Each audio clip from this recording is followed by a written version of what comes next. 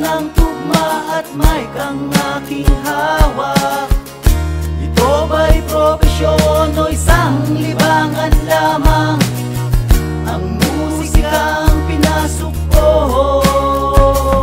ay tula.